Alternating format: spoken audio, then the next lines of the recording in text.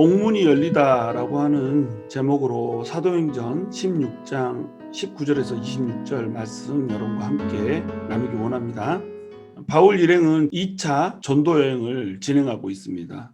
드로아 지방을 통하여서 마게도니아 환상을 보고 마게도니아 지방으로 갔는데, 마게도니아의 첫 성인 빌립보에서 자주장사 루디아에게 복음을 전하고 더 많은 영혼들을 얻기 위해서 기도하는 장소를 찾아가다가 귀신에 들린 한 여종을 만나게 됩니다. 그런데 그 여종이 바울이 가는 그 길목을 가로막고 방해를 하게 되는 거죠. 그래서 귀신이 여종을 붙잡아서 그 여종이 하나님의 일을 할 수 없도록 소리를 지르고 이렇게 방해를 했기 때문에 바울은 그 여종으로부터 귀신을 쫓아버릴 수밖에 없었죠.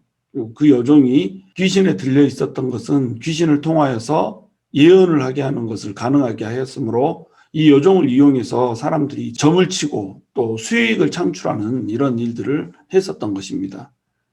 이 여종이 귀신에게서부터 풀려나가는 것, 이것은 좋은 일이었지만 주인들의 입장에서 봤을 때는 이 여종을 통하여서 돈을 벌어들였던 돈벌이가 끊기게 된 거죠. 그래서 이 여종의 주인들이 이제 분노하는 상황이 벌어지게 된 겁니다. 여종의 주인들은 자기 수익의 소망이 끊어진 것을 보고 바울과 실라를 붙잡아 장터로 관리들에게 끌어갔다가 이렇게 나오고 있죠. 여종의 주인들이 자기 수익의 소망이 끊어진 것을 보았어요. 그리고 이것 때문에 이제 분노할 수밖에 없었죠. 여러분, 이것이 세상입니다. 세상은 여종이 귀신에게서 놓여져서 자유를 얻게 된 것, 이것에 관심이 없단 말이에요. 돈에 관심이 있고 자기 수익에 관심이 있고 자기 힘에 관심이 있고, 이것이 세상이란 말이죠. 다른 사람의 고통과 불행을 전혀 돌아볼 줄을 몰라요. 세상은 철저히 외로운 겁니다. 세상은 자기의 유익을 위해서라면 다른 사람의 불행을 오히려 이용해 먹는, 이것이 세상이에요. 왜냐하면 이 세상은 죄악을 향해서 치닫게 만들기 때문에 그래요. 내가 유익을 얻을 수 있으면 다른 사람은 불행해도 괜찮다는 거죠. 이것이 만모니즘에 빠진 세상 사람들의 행태라는 거예요. 만모니즘이라고 하는 것이 얼마나 무서운 거냐면, 만몬신이라고 하는 것, 돈신이라고 하는 것이 사람들의 마음을 장악하고 그 사람들이 멀쩡하게 아무런 문제가 없는 것처럼 보이지만, 이 탐심이 사람들 마음속에 있는 하나님의 형상, 이것을 모조리 일그러뜨리게 만들어버리는 겁니다. 그러니까 성경에서도 두 주인을 겸하여 섬길 수 없다라고 얘기하면서 하나님을 섬기면서 동시에 돈을 섬길 수 없다라고 얘기를 하는 거예요. 결국 돈의 문제거든요. 돈을 가지고 싶어하고 이 돈을 가지고 권력을 누릴 수 있다라고 믿기 때문에 돈을 붙잡으면 자기들이 행복을 취할 수 있다라고 생각하는 거예요. 그래서 인간의 탐심은 마치 거머리가 두 빨판이 달려서 배가 터지도록 사람의 피를 계속 갈구하는 것처럼, 그리고 마치 불이 태우고 또 태워도 또 장작을 계속 집어넣어주기를 갈구하는 것처럼 탐심을 부리게 되는 것이 세상이라는 거예요.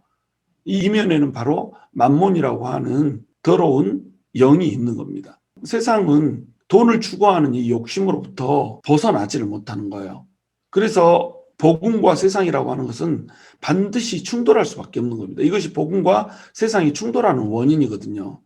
누가는 이 사실을 기록을 하면서 굉장히 흥미롭게 기록을 해요.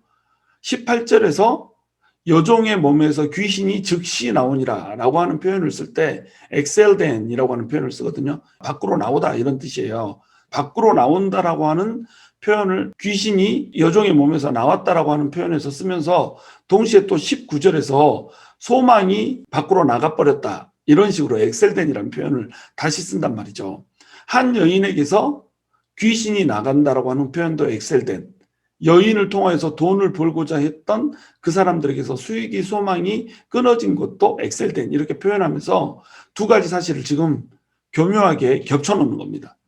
복음이라고 하는 것은 한 사람이 귀신에 묶여있는 것을 풀어주는 자유를 주는 거거든요. 근데 이 자유를 주는 것이 어떤 사람에게는 소망이 끊어진 것이 된다는 거예요. 어떤 사람에게는 소망이 시작되는 것이고 어떤 사람에게는 소망이 끊어지는 것이고, 이렇게 된다는 거죠.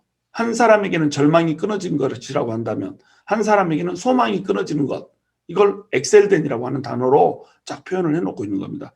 자, 복음과 세상이 충돌할 수밖에 없는 이유는 뭐냐면 바로 자유와 소망을 주는 것이기 때문에 그래요.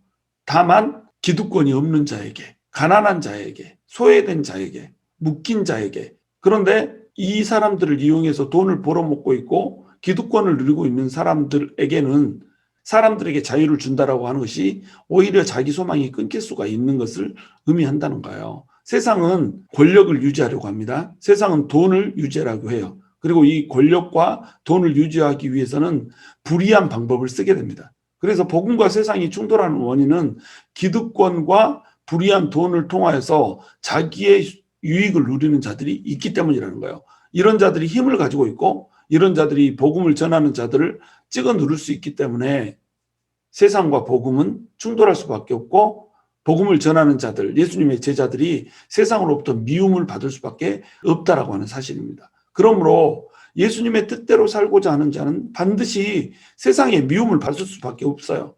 세상의 더러운 곳에 빛을 비추는 것이 바로 복음을 전하는 자들이거든요. 예수님의 제자들은 예수님께서 그 정체성을 말할 때 너희는 빛과 소금이라고 얘기하거든요. 자, 빛이란 말은 뭐예요? 어둠 속에 빛을 밝힌다는 거예요. 어둠 속에 빛을 밝히면 어둠에 있는 사람들 중에 어떤 사람들은 빛 가운데로 나와서 자유를 누리는 사람들이 있게 되겠죠. 그러나 또 어떤 사람들은 어둠 속에서 더러운 짓을 하여서 먹고 사는 사람들이 있기 때문에 자기의 어둠이 밝혀지는 것으로 인하여서 불편해진다고 하는 겁니다. 그러니까 세상이 비친 예수님의 사람들을 싫어할 수밖에 없다는 거예요. 그러므로 내가 진정한 예수님의 사람이다. 그렇다면 나는 세상으로부터 미움을 받을 수밖에 없다는 거예요. 세상으로부터 미움을 한 번도 받아본 적이 없다. 제대로 신앙생활을 하지 않는 겁니다. 예수님을 봐보세요. 예수님이 얼마나 많은 사람들을 자유케 해줬어요. 귀신들을 쫓아내주고 병자들을 고쳐주고 마귀가 하는 일들을 전부 다 멸하여 주시고 천국의 복음을 전하여서 죄와 사망으로부터 사람들을 하나님의 유업으로 이끌 수 있는 소망을 주는 이런 일들을 했단 말이죠. 그런데 그런 예수님을 십자가에 못 박아버리잖아요. 왜 그랬을까요? 자기들의 기득권에 맞지 않았던 거예요. 종교 지도자들이 성전에서 성전을 이용하여서 하나님의 이름을 이용하여서 돈을 벌었던 수익의 소망이 예수님으로 인해서 끊어지게 생긴 겁니다. 여기에서도 여종이 귀신에게서부터 자유로워졌으면 이 여종을 위하여서 기뻐해야 될 거 아니에요. 그런데 이 주인들은 자신의 수익의 소망이 끊어진 것을 보고 분개를 하여서 바울과 실라를 붙잡아 장터로 가가지고 관리들에게 내어주더라는 거예요. 또 19장에 보시면 에베소에 신상 사업가들이 등장을 해요. 미신을 섬기기 때문에 이 각종의 신상들을 만들어 가지고 이 신상을 팔아먹고 사는 것이 엄청난 사업이었거든요. 미신으로 우상 숭배로 돈을 벌고 있었다는 거죠. 그런데 예수님의 복음이 지나가면 어떻게 돼요? 우상 숭배하지 말라는 거죠. 신상 사지 말라는 거죠. 숭배의 대상이 되는 그 형상들을 집에다 모셔놓지 말라는 거죠. 그리고 너네가 섬기던 신들로부터 돌이켜서 하나님만 섬기라는 거죠. 그럼 어떻게 되겠어요? 우수수수 그냥 사업이 무너지는 사람들이 있는 겁니다. 이건 밥의 문제거든요. 먹고 사는 것의 문제라는 거죠. 그러니까 이 사람들이 모여서 바울의 일행을 공격하는 것을 본단 말이죠. 그랬기 때문에 바울과 실라는 가는 곳마다 공격을 당하고 가는 곳마다 지탄을 당하고 가는 곳마다 수욕을 당할 수밖에 없었던 겁니다. 그러므로 복음은 세상과 부딪힐 수밖에 없다는 거예요. 파워 인카운터가 일어날 수밖에 없다는 겁니다. 예수님의 뜻대로 살고자 하는 자와 그래서 세상에 소망을 주려고 하는 자와 세상의 어둠 속에서 어둠을 갉아먹고 사는 자들의 그 사이에서 쟁투가 벌어질 수밖에 없다라고 하는 거예요. 자, 바울과 실라를 붙잡아서 장터로 갔다라고 나오죠. 이 장터로 간 이유는 뭐냐면 장터에 사람들이 많은 곳에서 재판을 수행할 수 있도록 이런 식으로 만들어져 있는 겁니다. 그래서 이 장터에서 재판을 수행하고 어떤 형벌을 가하고 막 이런 식으로 하면 사람들한테 일벌백계의 효과를 낼 수가 있는 거예요. 그래서 장터로 가가지고 관리들에게 끌고 간 겁니다. 그런데 특이한 게 있어요. 바울과 실라와 디모데와 누가와 이렇게 4명이 있어 선교팀인데 유독 바울과 실라만 잡아갔단 말이죠. 왜 그러냐면 여종의 주인들이 여종에게서 귀신이 쫓겨나간 거 이걸로 송사를 하는 것이 아니고 죄목이 민족적인 이질감을 자극해서 인종차별적인 이러한 방식으로 송사를 하고 있는 거예요. 그래서 로마인과 유대인들의 싸움으로 이렇게 번지게 한 겁니다. 여종에게서 귀신을 쫓아내준 것, 이것은 사실은 죄목이 될 수가 없는 거예요. 그건 좋은 거죠. 여인에게서 귀신이 쫓겨나갔으니까 이거는 여인에게는 좋은 거잖아요. 그러니까 이걸로 감옥에 집어넣을 것 같지가 않은 거예요.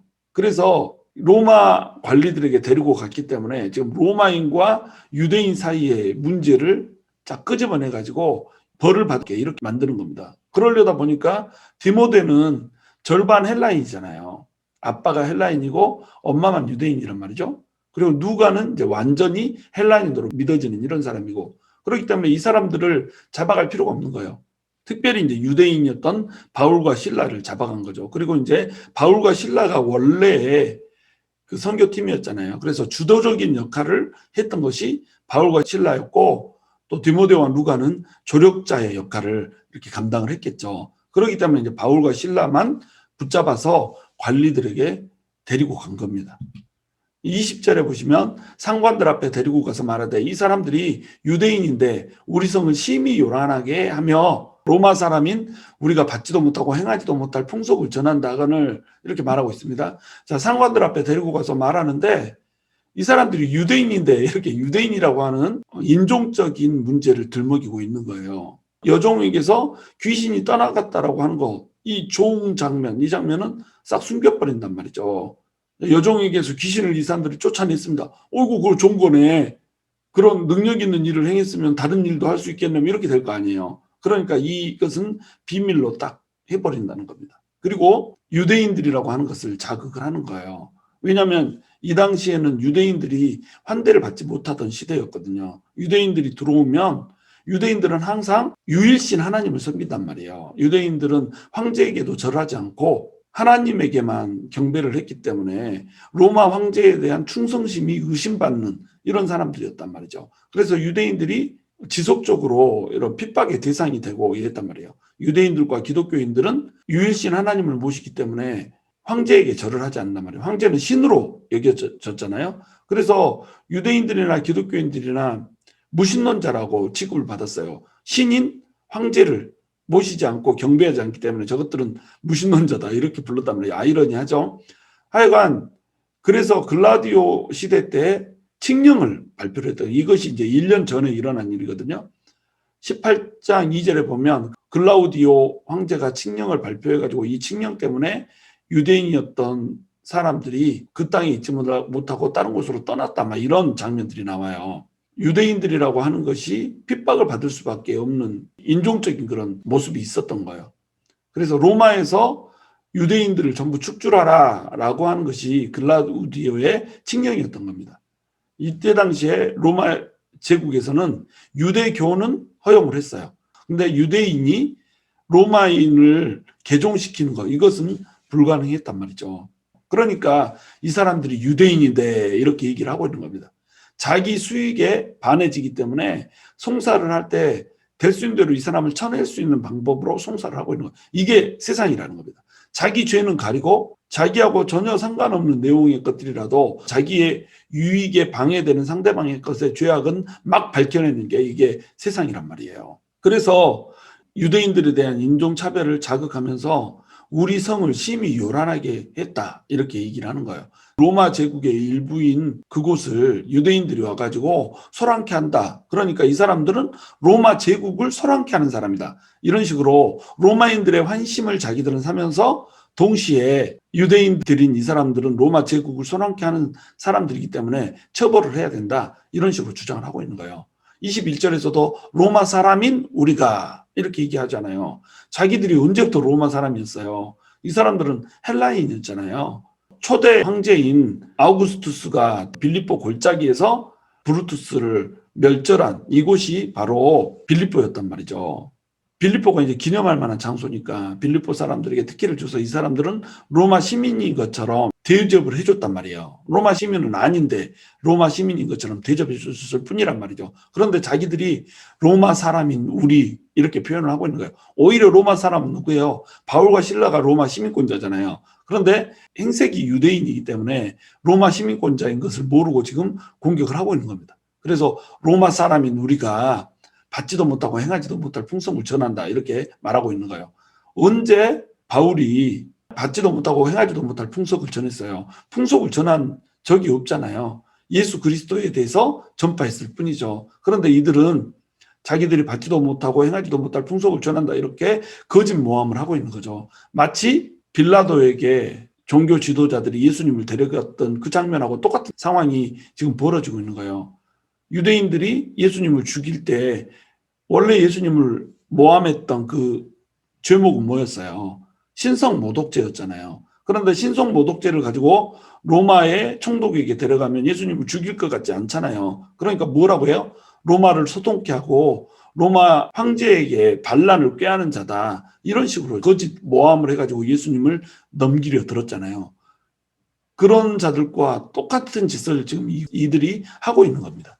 근데 여기에 비밀이 또한 하나가 들어있는 거예요. 바울과 실라가 복음을 전하고 돌아다니는 그 자리에서는 소동이 일어났어요. 그리스도인들은 세상에 소동을 줄 수 있는 자가 돼야 돼요. 세상에 파장을 줄 수 있어야 되고 세상이 전혀 받지도 못하고 행하지도 못할 그 일을 전하는 예수 그리스도의 풍속을 전하는 자가 된단 말이죠. 이들은 거짓 모함을 하고 있지만 실상 그리스도인들이 하는 일이 이거예요. 그러니까 이게 이제 아이러니죠. 바울과 실라는 그 성을 심히 요란하게 한 적이 없어요. 그리고 받지도 못하고 행하지도 못할 풍속을 전한 바가 없어요. 그런데 기독교라고 하는 그 자체가 썩어져가는 세상, 어둠 속에 있는 세상에 빛을 주는 것이기 때문에 성을 요란하게 해버리는 거예요. 그리고 세상은 어둠 속에 있고 세상은 기득권 속에서 탐욕 속에서 다른 사람을 뺏어먹는 이런 세상이기 때문에 복음이 전해지면 복음은 세상의 탐욕에 찌든 사람은 받지도 못하고 행하지도 못할 풍속이 돼버리는 겁니다. 우리는 이것을 전하는 사람이거든요. 그들은 모함하려고 얘기를 한 거지만 실상을 지금 얘기하고 있는 거예요. 세상이 전혀 받지도 못하고 행하지도 못할 풍속을 전하여서 세상에 있는 사람들을 어둠에서 빛 가운데로 나오게 하는 것, 그래서 세상에 소동을 주는 것, 이것이 그리스도인들이 해야 되는 일이란 말이죠. 만약에 우리가 세상 가운데 믿지 않는 사람들 사이에 그 어떠한 소동도 주지 못하고 요동도 주지 못하고 있다라고 한다면 그 사람들이 기독교를 갖고 있는 사람들에 대해서 왜 저들은 우리와 이렇게 다른가라고 하는 인식을 가질 수 있게 해주지 못한다면 우리의 신앙은 거짓이라는 거예요. 우리의 신앙이 진짜면 믿지 않는 사람들 사이에서는 소동이 일어날 수밖에 없어요.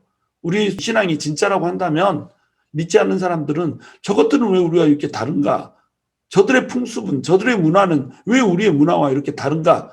라고 하는 질타의 눈으로 우리를 볼 수밖에 없게 이렇게 만들어져 있다는 겁니다. 왜? 세상은 복음과 충돌하기 때문에 충돌되는 신앙을 가지란 말이죠. 22절 우리가 일제히 일어나 고발하니 상관들이 옷을 찢어 벗기고 매로 치라 하여 많이 친 후에 옥에 가두고 간수에게 명하여 든든히 지키라 하니 지금 바울과 실라가 태형에 맞은 장면이 기록되고 있습니다. 바울은 나중에 고린도후서 11장 25절에서 자기가 태형을 3번이나 맞았다라고 이렇게 얘기하고 있어요.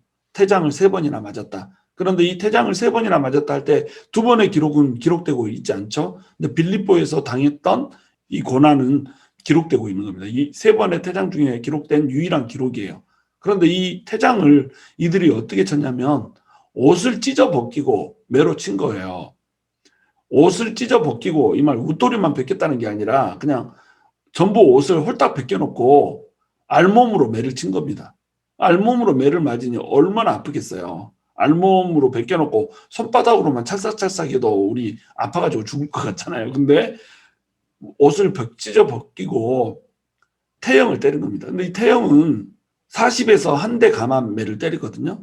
여기서 보면은 많이 친 후에 이렇게 나와 있어요. 태형을 집행하는 집행관들은 40대에서 한 대 감한 매를 유대인들이 맞는다라고 하는 이 태형에 대한 개념이 없죠. 그래서 때리라고 하면 때리고 멈춰라 할 때까지 때리는 거예요. 그러니까는 많이 때렸다 이 말은 39대보다 더 맞았다는 얘기인 거죠. 그러니까 태형인데 지나친 태형을 맞은 거예요. 거의 죽을 뻔한 거죠. 이건. 태형을 39대 40에서 한 대 감한 매를 때린 이유가 뭐예요? 40대까지 때려버리면 죽어버린다는 거예요. 그래서 39대만 때리는 겁니다. 근데 여기 보면 39대 쳤다 이렇게 안 하고 많이 쳤다로 이렇게 나와요. 얼마나 친지도 모르게 숫자도 안 세고 막 때려버린 거죠. 그것도 벌거벗긴 채로 때려버린 겁니다. 그래서 데살로니가 전서 2장 2절에서는 빌립보의 수치에 대해서 특별히 기록을 하고 있는 거예요. 그만큼 이 사건은 수치스러우면서 동시에 고통스러웠던 형벌이었단 말이죠. 옷을 다 찢어버리고 때렸으니 얼마나 그 수욕이, 수치와 모욕이 강했겠어요.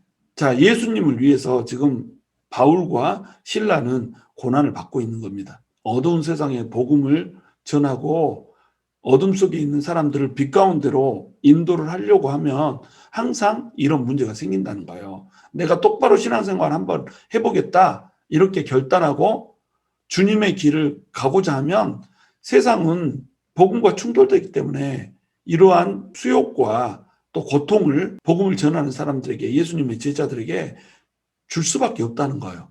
그러므로 여러분, 복음 때문에 고통받고 있다라고 하는 것, 복음 때문에 예수님의 고난에 참여하고 있다라고 하는 것, 이것은 내가 예수님 안에서 똑바로 살고 있다라고 하는 것에 대한 증거로 믿으십시오. 복음과 세상이 대립하기 때문에 그렇다는 거예요. 그러므로 그런 공격이 올 때는 너무 힘들다, 놔버리기 싫다 이런 게 아니라 기쁨으로 누려야 된단 말이죠. 그 고통을. 내가 주님 앞에서 똑바로 가고 있구나. 예수님의 남은 고난을 내가 채우고 있구나. 정말로 이 순간이 주님께서 기뻐하는 순간이구나. 주님 때문에 공격받는 그 순간은 기쁨이 돼야 된단 말이에요. 힘들다 이게 아니란 말이죠. 자, 이렇게 때리고 난 다음에 간수에게 명하여서 든든히 지켜라 이렇게 얘기를 합니다. 이 든든히 지켜라 이 말은 목숨 걸고 지켜라 이 말이에요. 잘못 지키면 너 죽는다 이거예요. 24절 보시면 그가 이러한 명령을 받아 그들을 깊은 옥에 가두고 그 발을 착고에 든든히 채웠더니 이렇게 나오고 있습니다. 로마의 감옥에는 세 종류의 감옥이 있어요. 하나는 보통 감옥. 이건 빛도 있고 숨쉴 만한 공기도 아주 좋은 이런 곳이에요. 그 다음에 두 번째는 내옥이 있어요. 이 내옥은 뭐냐면 견고하게 빗장을 가려놓고 빛도 통하지 않고 공기도 탁하고 이런 곳입니다. 그 다음에 세 번째가 이제 지하옥이에요. 여기는 사형수가 결코 도망갈 수 없게 지하에다가 가둬 놓는 거죠. 이것 중에 이제 두 번째 내옥에 갇힌 겁니다. 이것은 이제 깊은 옥 이렇게 우리말로는 번역을 해놓은 거예요. 빛도 통하지 않는 이런 곳에다 지금 가둬놓고 중죄인 취급을 하는 거죠. 그리고 양발을 착고에다 채웠어요. 양발을 착고에다 채웠다 이 말은 뭐냐면 사슬을 양발에다 묶어가지고 벽에다가 붙여놨단 말이에요. 그러니까 발이 벽에 고정되어 있는 이런 상태입니다. 발이 벽에 고정되어 있으니까 얼마나 불편하겠어요. 잠을 자도 다리를 벌리고 자야 되는 이런 상태인 거죠. 왜 이렇게까지 했을까요? 이들이 뭔가 좀 특별하다라고 생각을 했기 때문에 그러겠죠. 이러한 불편한 자세로 지금 놔두고 있는 이 장면은 나중에 굉장히 드라마틱하게 이것이 풀려지는 것을 통하여서 하나님의 역사라고 하는 것, 하나님의 드라마라고 하는 것, 이것을 써내려기 좋은 상태를 유지를 하고 있는 거죠. 25절에 보시면 한밤중에 바울과 실라가 기도하고 하나님을 찬송하며 죄수들이 듣더라. 자, 바울과 실라가 하는 것을 봐보세요. 기도하고 찬송을 하고 있어요. 모든 죄수들이 들을 만하게 큰 소리로 기도하고 하나님을 찬송하고 있단 말이죠. 이것이 바로 세상이 흉내낼 수 없는 풍속이에요. 세상 사람들은 받을 수도 없고 흉내낼 수도 없고 감당할 수도 없는, 따라할 수도 없는 그리스도인들의 풍속이란 말이죠. 그들이 그 얘기를 할 때는 이것을 의미한 게 아니었어요. 그러나 그리스도인들은 실제로 이렇습니다.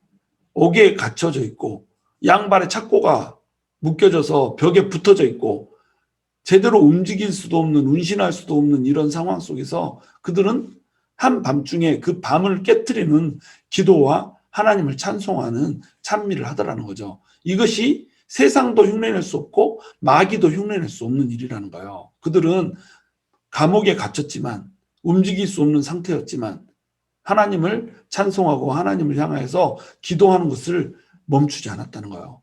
이것이 그들의 매력이라는 겁니다. 크리스찬은 이런 매력이 있어야 되거든요. 우리가 옥에 갇힌 상황 같은 그런 상황에 처할 때가 많아요.